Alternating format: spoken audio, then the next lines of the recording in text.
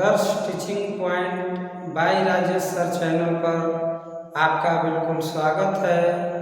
और आज मैं इस वीडियो के माध्यम से आप लोग के बीच क्षेत्र मिति का मेंसुरेशन, क्षेत्र मिति का कंसेप्ट का खजाना आज इस वीडियो में आपको दिखाने जा रहा हूँ, जो इस कंसेप्ट के माध्यम से आप लोग क्षेत्र मिति जीवन में शायद पहली बार ऐसे पढ़ेंगे। तो आप लोग इस क्षेत्र मिति का जलवा दिखाने के लिए आज हम लोग इस वीडियो को क्षेत्र मिति के क्लास में एक अलग अंदाज में और सरल भाषा में बिल्कुल आपके बेहतरीन कंसेप्ट के साथ हम लोग आज क्षेत्र मिति का क्लास पढ़ेंगे। तो चलिए समय को ज़्यादा बर्बाद नहीं करते हुए हम लोग अपने क्लास को स्टार्ट किया जाए। तो चलिए ध्यान दिया जाए कि हम लोग आज पढ़ेंगे क्षेत्र मिति।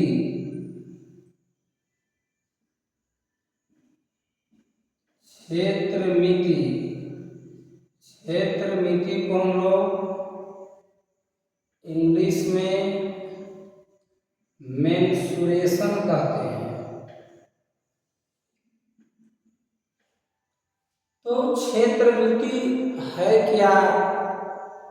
क्षेत्र मिति का अर्थ हम लोग समझेंगे कि इसका अर्थ यह है कि क्षेत्र को मापना, क्षेत्र को मापना। क्षेत्र जोड़ मिति यानी क्षेत्र को जो मापते हैं तो इसी का नाम पड़ गया है क्षेत्र मिति। एक क्षेत्र को मापने वाली क्रिया हम लोग को दैनिक जीवन में हमेशा कहीं न कहीं इसका प्रयोग करते रहते हैं। जैसे लंबाई नापना है तो उसमें भी हम लोग कहीं न कहीं मीटर या फीट का प्रयोग करते हैं।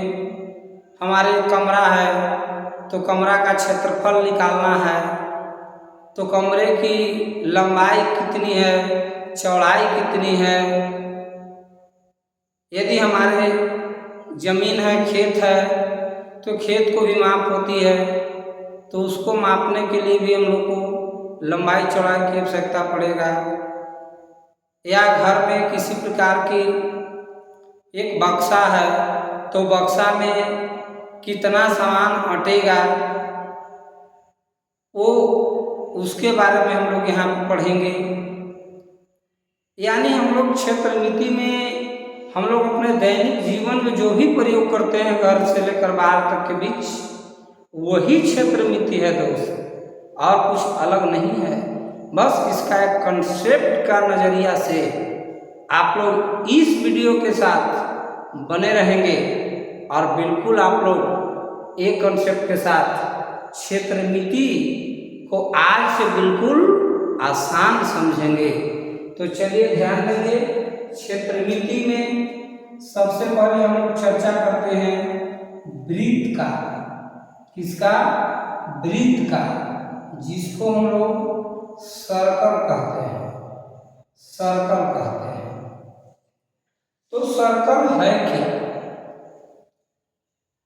तो हम लोग सर्कल के बारे में समझेंगे कि सर्कल है क्या।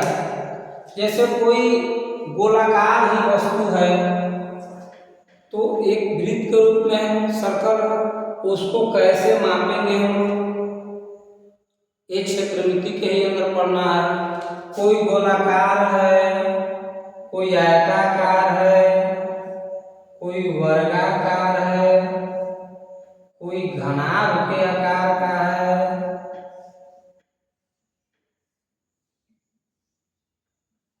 एक घनाभ है, एक वर्ग है, आयत है, वृत्त है, घन बना देते हैं,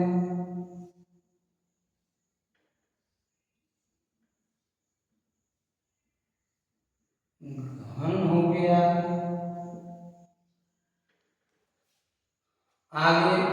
सिलेंडर बना देते हैं। बेलन,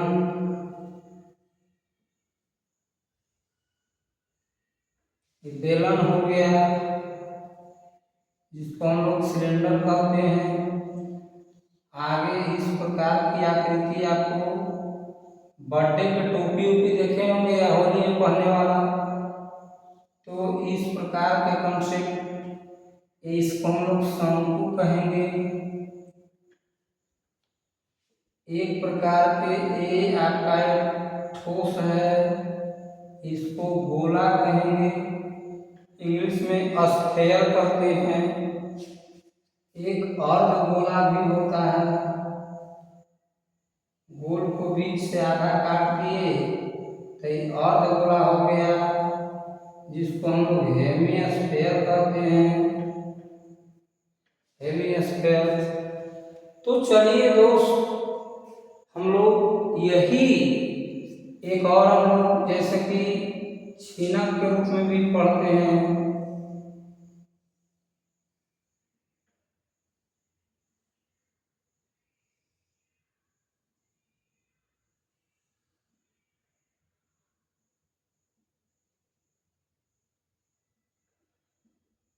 ये जैसे ही छीनक हो गया, जैसे घर में बाल्टी देखे होंगे, तो बाल्टी एक छीनक का या गिलास होता है, तो छीनक का आकार की है। तो आप ही बताइए कि इसमें सभी जो चित्र दिखाई दे रहे हैं वो सभी कहीं न कहीं हम लोग अपने दैनिक जीवन में प्रयोग करते हैं, और वही दैनिक जीवन में जो प्रयोग करते हैं उसी के बारे में तो सीखना है दोस्त।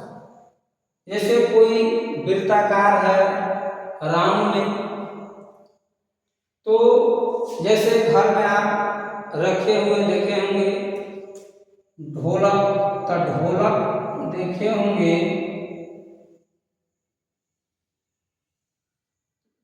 इस प्रकार से, तो एक भाग यहाँ पे और एक भाग यहाँ पे आपका गोलाकार दिखाई देता होगा। बोलिए,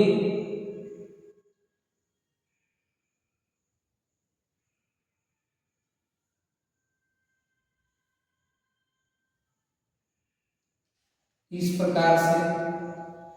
तो या घर में और देखे होंगे आप, घर की बर्तन आपको कमंडल जिसको केन कहते हैं, तो इसका भी भाग देखे होंगे कि एक ऐसे इस पे गोल होता है।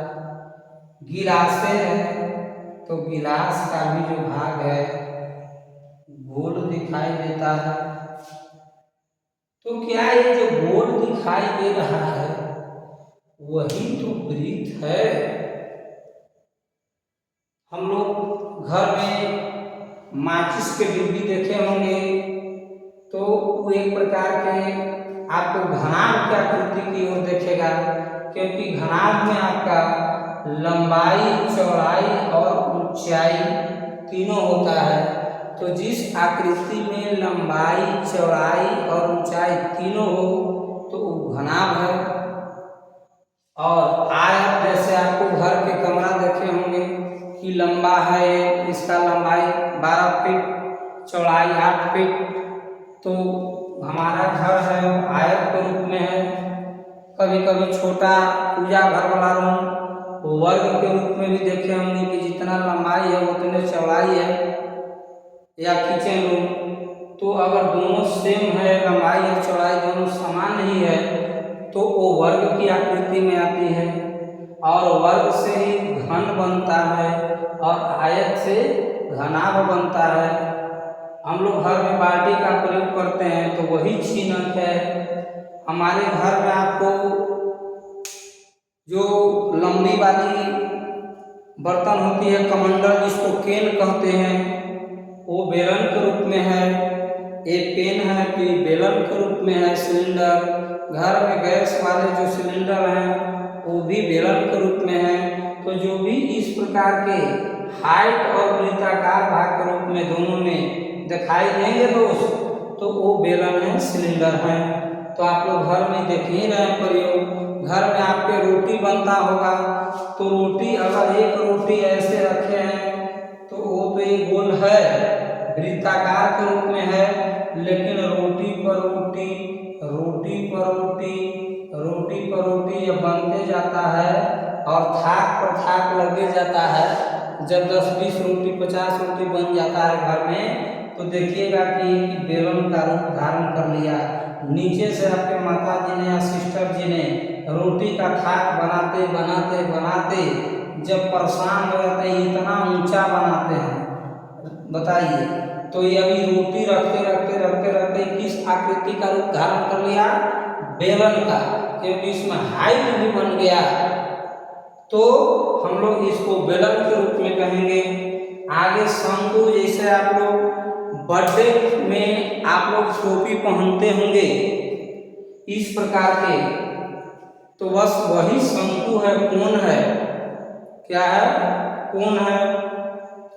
और हम लोग गेहूं के ढेर देखिए घर में रखे हुए हैं, गेहूं कटता है तो उसको बोड़ा से अगर उझल देते हैं नीचे, तो देखिएगा वो गेहूं का ढेर आप उझलेंगे तो ऐसे ऐसे ऐसे ऐसे नीचे पृथ्वी है, ऐसे ऐसे गेहूं का ढेर ऊपरे से बोरिया उझला रहा है, ऊपरे से बोरिया का मुंह खोल के उझल रहे हैं गेहूं, तो ऐसे गिर गिर के ऐसे आकृति बना लेता है, ढेर बन जाता है। गेहूं हो या चावल हो, गेहूं हो या चावल हो, तो जब ऐसी आकृति बन जाता है तो इसी को हम लोग शंकु कहते हैं।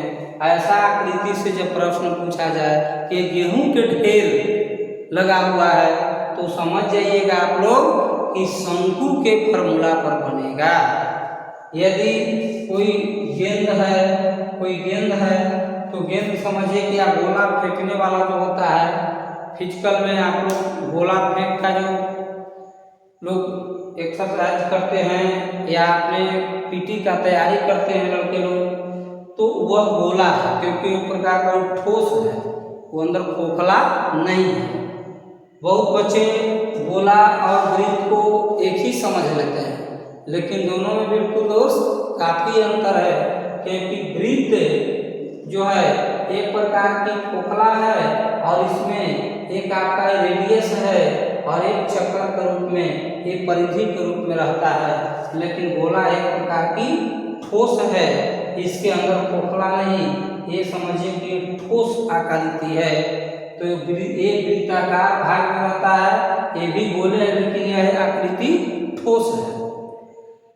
तो हम लोग अब इन सभी चित्र के माध्यम से अवगत हो गए हैं कि इस चित्र में हम लोग को कौन कौन से क्षेत्रमिति में पॉइंट्स को पढ़ना है। तो सबसे पहले हम लोग दोस्त वृत्त के रूप में चर्चा करते हैं कि वृत्त में है क्या, वृत्त में है क्या। तो चलिए हम लोग वृत्त में समझते हैं बातों को। तो सबसे पहले हम लोग ये जो वृत्त है, तो पहले के जमाने की जब बात देखा जाए तो पहले के समय में लोग इसको एक जब पहिया बनाते थे, गाड़ी वाला पहिया, आप लोग अपने नहीं देखे होंगे जीवन में, तो पुराने अपने घर के पूर्वज में दादा नाना होंगे, उनसे पूछिएगा क्या पहले बैलगाड़ी चलता था? तो वही बैलगाड़ी का जो चक्का होता था लकड़ी का बना हुआ, वही उसी को पहिया कहा जाता है।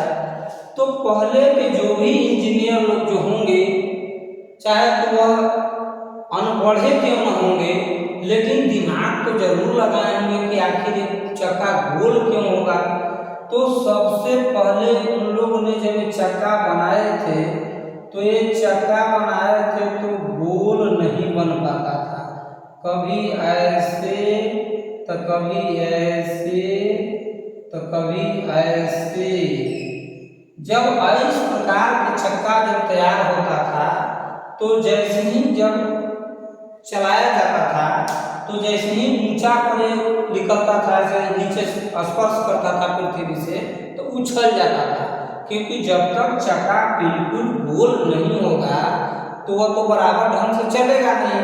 जैसे एक लम्ढेन के रूप में रहेगा, मानो पूर्ण रूप से गोल नहीं है, कभी इधर निकला हुआ है मुंह इसका, तो सिंपल रूप से चल नहीं पाएगा। उछलेगा तो कभी ऐसे उछलेगा, कभी फिर जाएगा, फिर ऐसे धक धक करते हुए चलेगा, वो बिल्कुल समान रूप से नहीं चलेगा। लोग बेचारे बहुत कष्टमय जीवन से किसी तरह से अपने पहिया बनाकर गाड़ी का प्रयोग करते थे, वो भी चूं चूं करता था और ज़्यादा चूं चूं करता होगा जब एक समान से गोल नहीं होगा। बहुत लोग परेशान हुए कि गोल होगा तो कैसे होगा। तो अब हम ध्यान देंगे कि लोग ने सोचते सोचते ऐसा देखे कि इसको कितना दूरी तक के लिया जाए तब जाकर ये बिल्कुल गोल हो जाएगा। आज चारों तरफ की दिशा, ये चारों तरफ की जो ये दूरी है बीच सेंटर से, ये इसको कितना रखा जाए, एक परिधि से लेकर एक परिधि तक, एक परिधि से एक परिधि तक की दूरी कितना रखा जाए और दूरी कितना रखा जाए, इसको कि कितना बड़ा ले, तब जाकर मेरा पहिया गोल हो जाएगा। बहुत इंपॉर्टेंट बात है दोस्त, इसको समझें कि आखिर वृत्त का प्रयोग हुआ तो कैसे हुआ। तो उन लोगों ने यह बात को सोचा कि जब इसकी दूरी को, जब इस दोनों पहिया के बीच के दूरी को यदि हम 14 लेते हैं और इसके पूरी एक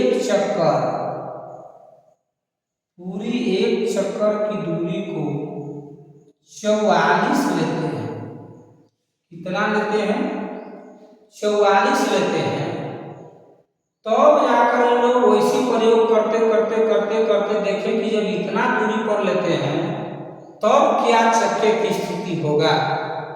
तब देखें कि बिल्कुल पूर्ण रूप से गोल हो जा रहा है, बिल्कुल पूर्ण रूप से गोल हो जा रहा है।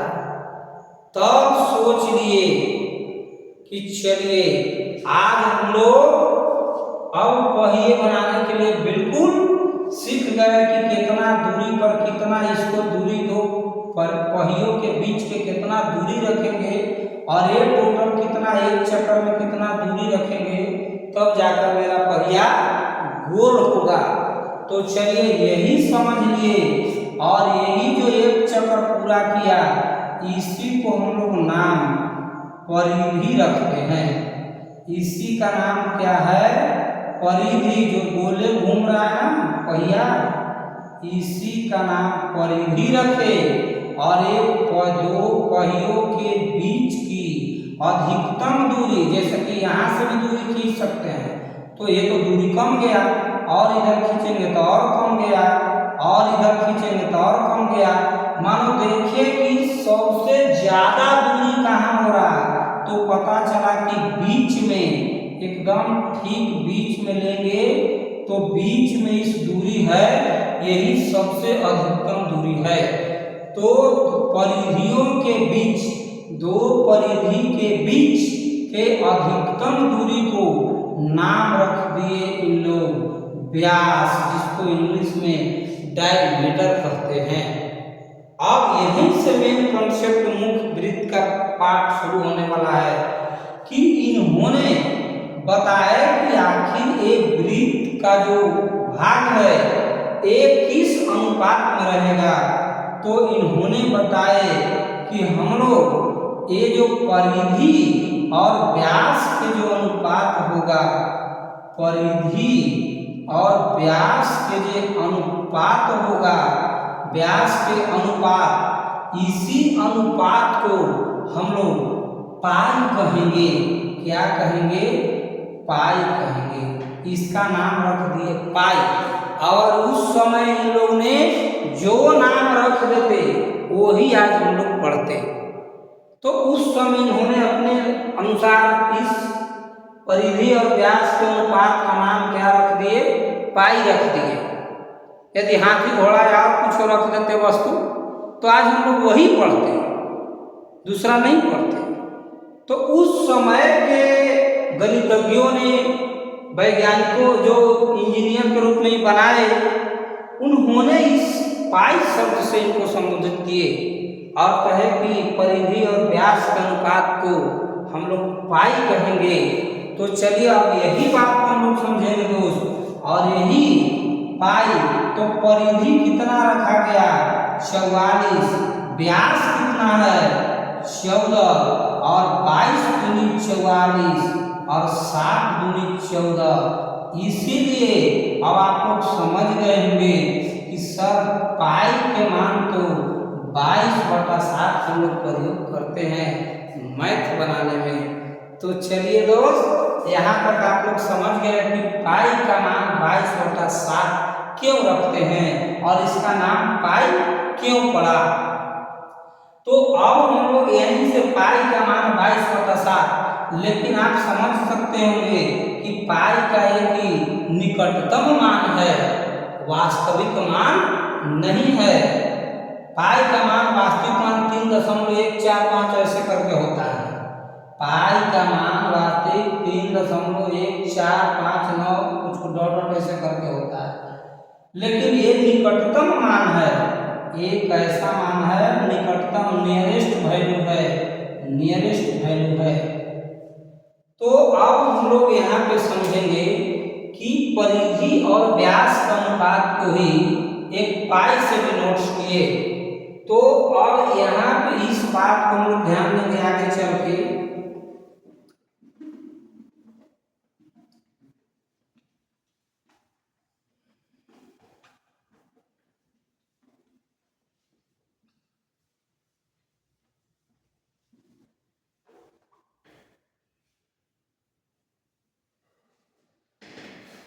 तो चलिए हम लोग ध्यान देंगे, ये पाई है। तो अब यहीं से आपको निकल गया कि जो पूरा दूरी है जो व्यास है, तो इसको आधा दूरी को क्या कहेंगे, तो इसके आधी दूरी को हम लोग त्रिज्या कहेंगे। ये पूर्ण रूप से गोल है और ये पूरी दूरी जो है आपका व्यास है, व्यास है। और यहाँ से कैट किधर की ओर भी खींचिएगा, जितना इधर की ओर खींच लीजिए, जितना इधर की ओर खींच लीजिए कहीं भी, तो बीच सेंटर से जो परिधि की जो दूरी होगा, परिधि का जो भी दूरी बनेगा, सेंटर से परिधि की दूरी को इसी का नाम रेडियस रख दिए, त्रिज्या कहे, जिसको रेडियस कहते हैं इंग्लिश में, और आर से डिनोट करते हैं।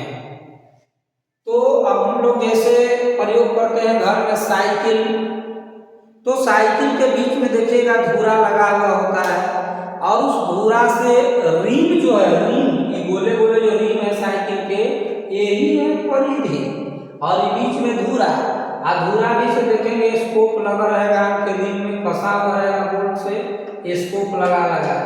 तो ये जो बीच सेंटर से जो स्कोप कसाया, यही दूरी को त्रिज्या कहेंगे दोस्त, और कुछ नहीं।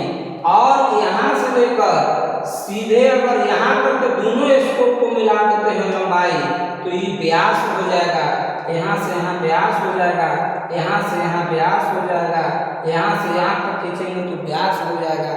लेकिन बीच सेंटर से केवल परिधि की दूरी रहेगा, तो उसको त्रिज्या कहेंगे। तो अब हम लोग बहुत अच्छे कंसेप्ट के साथ आगे बढ़ते चलेंगे कि हम लोग पढ़ रहे थे परिधि और व्यास के अनुपात को पाई कहते हैं। परिधि और व्यास के अनुपात को क्या कहते हैं, पाई कहते हैं। परिधि और व्यास के अनुपात को पाई कहते हैं। तो चलिए अब हम लोग ध्यान देंगे कि क्या ये जो पूरा जो व्यास है, तो इसमें आधा सेंटर तक की दूरी 1 बार हो गया, और इधर भी आधा 1 बार हो गया। तो क्या हम लोग समझ सकते हैं दोस्त कि व्यास जो है, व्यास में कई गो त्रिज्या है, तो 2 गो त्रिज्या है, यानी 2 गुने त्रिज्या है, 2 गुने त्रिज्या। व्यास को d से सूचित कर देंगे, और देखिए 2 गो आर है, ये पूरा व्यास में कितने आर बन रहा है, आधा से इधर 1 आर और यहाँ से इधर 1 आर, तो टोटल व्यास में कितने आर 2 आर हो गए। कितने आर हो गए? 2 आर हो गए। और इसी से हमारा एक फॉर्मूला तैयार हो जाता है कि जब ये डी है और ये 2 को इधर लाएंगे बटा में तो इधर बच जाएगा आर, और आर बराबर डी बटे 2 भी एक फॉर्मूला होता है। त्रिज्या बराबर व्यास बटे 2। तो अब यही प्रयोग करेंगे हम लोग कि परिधि बराबर, यहाँ पे परिधि को परिधि ही लिखेंगे बटा व्यास डी से डायमीटर। तो डी बराबर क्या है? 2r है तो 2r लिख देंगे दोस्त, और बराबर में इधर पाई है। आप बताइए, पूछो ना तो बटा में 1 लिख देंगे और तिरछा तिरछी गुना करेंगे तो परिधि में 1 से गुना करेंगे तो परिधि हो गया, और इधर 2 पाई में 2r में पाई से गुना करेंगे तो 2 पाई r बन गया। और यही फॉर्मूला बना के तैयार हो गया कि वृत्त का परिधि फॉर्मूला होता है 2 पाई r। क्या आप लोग इस फॉर्मूला को पढ़े होंगे? तो आप समझ गए होंगे कि सर ये फॉर्मूला कैसे तैयार हुआ। तो चलिए, ये आप लोग परिधि के बारे में समझ गए होंगे कि परिधि के मतलब का कि जहां से दौड़ लगाना शुरू किए और वहीं आकर एक चक्कर पूरा कर दिए, तो बस यही परिधि है हमारा। यही क्या है? परिधि बस। तो अन्य चित्र में हम आप लोग को दिखाते हैं कि परिधि और परिमिति निकालना बहुत कुछ बड़ा बात नहीं है, बिल्कुल आसान है। तो चलिए अब हम ध्यान देंगे कि परिधि या पेरीमीटर, परिमिति भी कहते हैं। तो हम लोग वृत्त के बारे में समझ गए होंगे। अगर मान लीजिए कि कोई आयताकार ही जमीन है और इसको हम लोग परिमिति निकालने के लिए कहेंगे। क्या निकालने के लिए कहेंगे?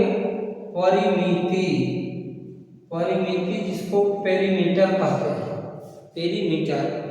तो परिमिति निकालने के लिए आप लोग फॉर्मूला रखते हैं दोस्त कि आयत है तो आयत की परिमिति 2 इंटू लंबाई प्लस चौड़ाई। तो बिल्कुल मान लीजिए कि फॉर्मूला ठीक बात है, याद है तो और अच्छी है। लेकिन अगर मान लीजिए कि हम परीक्षा में बैठे हुए हैं और फॉर्मूला नहीं याद है तो कोई दोस्त दिक्कत नहीं है, बस कुछ मत करना। इसका मान दे दिया 20 मीटर, ये भी 20 मीटर, ये 10 मीटर, ये भी 10 मीटर। तो कहे इसको कि परिमिति क्या होगा। तो बस कोई फॉर्मूला हमें याद करने की जरूरत नहीं है, बस वहीं से एक कोना से दौड़ लगाना शुरू कर दो। यहीं से दौड़ लगाना शुरू कर दिए, बोलो यहाँ से ऐसे आए फिर यहाँ, बस एक राउंड घूम जा, वही पेरीमीटर है। पूछो फॉर्मूला याद करने की जरूरत नहीं है। बस यहाँ से चले कितना मीटर? तो 20 मीटर। फिर यहाँ से यहाँ कितना? 10 मीटर। फिर यहाँ से यहाँ कितना? 20 मीटर। फिर यहाँ से यहाँ कितना? 10 मीटर। बोलिए टोटल कितना हो गया? 20 10 30 20 50 10 60। यही हमारा परिमिति हो गया। बस एक आप लोग देख के मौखिक रूप में भी आंसर दे सकते हैं, कोई कलम उठाने की जरूरत नहीं है दोस्त। बस इसको चारों तरफ जोड़ दीजिए, यही परिमिति है। तो आप लोग को और ऐसा देते हैं जैसे वर्ग आकार के है, वर्ग के आकार का है, इसका दे दिए 5 मीटर। तो वर्ग में जानते हैं कि सभी भुजा बराबर होते हैं, सभी भुजा बराबर होते हैं। एक भुजा 5 तो सभी भुजा 5। और इसका परिमिति पूछे तो परिमिति बराबर 4 गुने भुजा होता है। वर्ग का परिमिति 4 गुने भुजा। लेकिन हमें फॉर्मूला यदि भूल गए तो कोई बात नहीं है, बस परिमिति का मतलब है कि यहीं से शुरू कर दो, एक चक्कर दौड़ लगा लो, बस वही पेरीमीटर है। कोई फॉर्मूला की जरूरत नहीं, जोड़ दो 5 5 10 5 15 5 20, परिमिति 20 मीटर। आंसर तैयार है। कैसा भी डिजाइन की आकृति न हो, त्रिभुज ही दे दिए आपको कि त्रिभुजाकार सरजमीन था, इसका परिमिति क्या होगा, कोई बात नहीं। इसका दे दिया कि 10 मीटर, इसका दे दिया आपको 12 मीटर, इसका दे दिया आपको 15 मीटर। अब इसका पूछ दें कि परिमिति क्या होगा, परिमिति क्या होगा, कोई बात नहीं है, कहीं से एक चक्कर लगा लो, यहीं से शुरू किए, बोलो 15 मीटर लिख दें, यहाँ से यहाँ है, बोलो 12 मीटर, फिर यहाँ से यहाँ गए 10 मीटर, बस हो गया। कितना हो जाएगा 37 मीटर, 37 मीटर, टेंशन हो गया। कहाँ कोई दिक्कत है परिमिति निकालने में? तो किसी प्रकार की आकृति का हो, जैसे ऐसे खेत मिल गया, ऐसे ही समलंब के आकार का खेत मिल गया, कोई बात नहीं, इसका लिख दिया 12 मीटर, इसका लिख दिया 16 मीटर, 8 मीटर, कर दिया 6 मीटर, और इसका पूछ दे परिमिति, तो कोई बात नहीं है। क्या इसको हम फॉर्मूला याद रखेंगे कि 1/2 इंटू समांतर भुजाओं का योग गुने ऊंचाई? नहीं, पूछो फॉर्मूला नहीं याद है, बस कहीं से शुरू कर दो, बोलो 16 मीटर, 6 मीटर, 12 मीटर, 8 मीटर, सब भुजा के बस एक बार दौड़, एक चक्कर लगा दो, किनारे किनारे घूम घूम के दौड़ लगा दो, बस वही परिमिति है। बस हो गया 42 मीटर, परिमिति तैयार। कैसा भी आकृति दे दे दोस्त, ऐसे भी दे दे, ऐसे दे दे, ऐसे दे दे, ऐसे दे दे, ऐसे दे दे, कैसा भी जमीन हो, और इसका परिमीटर निकालना है, ये दे दे कि 20 मीटर है, ये दे दे 15 मीटर है, ये भी भुजा 15 मीटर है, ये भुजा 25 मीटर है, ये भुजा कहे कि हम 15 मीटर हैं, और ये भुजा कहे कि 5 मीटर हैं, इसका परिमिति क्या होगा? तो इसका परिमिति क्या होगा, परिमिति निकाल दीजिए, कहीं से शुरू कर दीजिए दौड़ लगाना, नीचे से शुरू करो, तो कितना 25 metre plus 15 metre plus 5 metre plus 20 metre, फिर प्लस 15 मीटर, फिर प्लस 15 मीटर, बस हो गया इसका पेरीमीटर। जोड़ दीजिए 15 15 30, 15 3 45, 5 50, 20 70, 25 95 मीटर, इसका परिमिति हो गया। तो दोस्त किसी प्रकार की आकृति हो, उसका परिमिति निकालने के लिए अब आप लोग को जीवन में कभी दुख नहीं होगा, कोई फॉर्मूला याद करने की जरूरत नहीं है। तो अब इसमें आप लोग परिमिति निकालने के लिए समझ गए होंगे, तो इसके साथ ही साथ अब हम लोग इसके आगे क्षेत्रमिति का पार्ट 2 रहा है, एक दिन और इसके पिछले क्लास में पार्ट 1 बताए थे, ये पार्ट 2 रहा, और आपको इसके बाद फिर नेक्स्ट वीडियो क्षेत्रमिति का पार्ट 3 मिलने को मिलेगा, जो उसमें आपको फार्मूला के साथ बिल्कुल कॉन्सेप्ट दिया जाएगा कि हाँ फार्मूला तैयार होता है कैसे, और एक फार्मूला कौन सा कैसा क्वेश्चन रहेगा, तो कौन से फार्मूला पर उसको बनाया जाएगा, यही क्लियर आपको नेक्स्ट वीडियो में किया जाएगा। तो चलिए आज इस वीडियो में आप लोग को इतना तक सिखाने के लिए हमने जो भी प्रयास किए, उस प्रयासों यदि आपको सार्थक है तो मेरे चैनल को Adarsh teaching point by Rajesh sir channel को लाइक और सब्सक्राइब का बटन जरूर दबा दीजिएगा, ताकि आपको इस चैनल पर नेक्स्ट वीडियो मिलते रहे, और किसी प्रकार के आपको नोटिफिकेशन आए तो आपको ज़रूर मिलेगा। तो लाइक और सब्सक्राइब का बटन ज़रूर दबा देंगे। Thank you.